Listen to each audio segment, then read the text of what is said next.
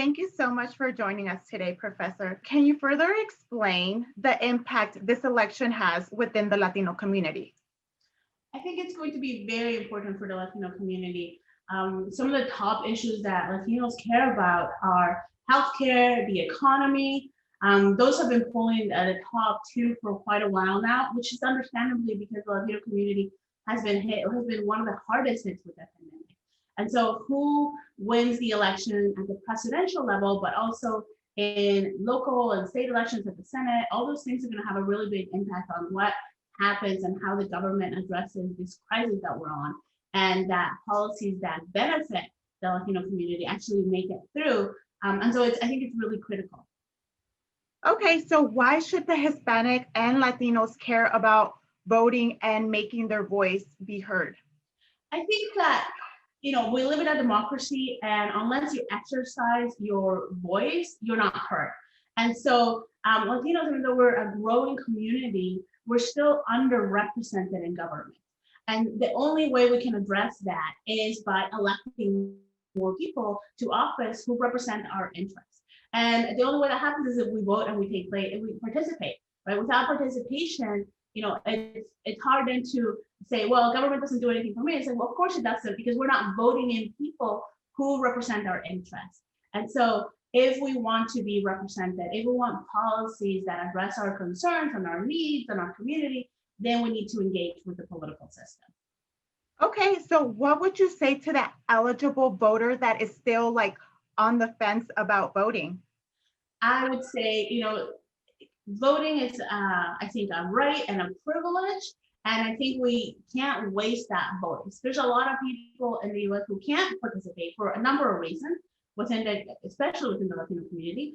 And I think that there are a lot of really substantial issues on the ballot that are going to affect your daily lives, yours and your families and your communities. And so the only way to really make sure that government is doing the things that you need government to do is for you to go vote for people who care about your issues. Yeah, so from your experience in teaching, why within the culture there's sometimes that existing belief of like, why get involved? Yeah, I think that one thing I've noticed is that people believe that their voice doesn't matter. It's like, it doesn't matter who I vote for, nothing's gonna happen. And I think that, I don't think that's true. I think that, what government does impacts our daily lives, everything about our lives. And so who you vote for does matter. And not voting, you're still participating, but what you're essentially doing is you're giving more power to the people who engage, right? And so that's what I always try to tell my students, is that if your decision not to vote is actually a participation, but what it is that you're giving more power to the people who are voting. And so you're still, responsible for the outcomes, but in a way that you maybe didn't foresee. And so if I don't vote, then I've given essentially my voice to somebody else to make those decisions for us. And so we may as well actually make those decisions for ourselves. Okay, so how can this ethnic race minority get more involved and informed with not only this presidential election, but sometimes elections that are happening in our own community? Yeah, I think that's an important point to emphasize, because obviously the national level matters. We're in the middle of a pandemic. We know how much it matters.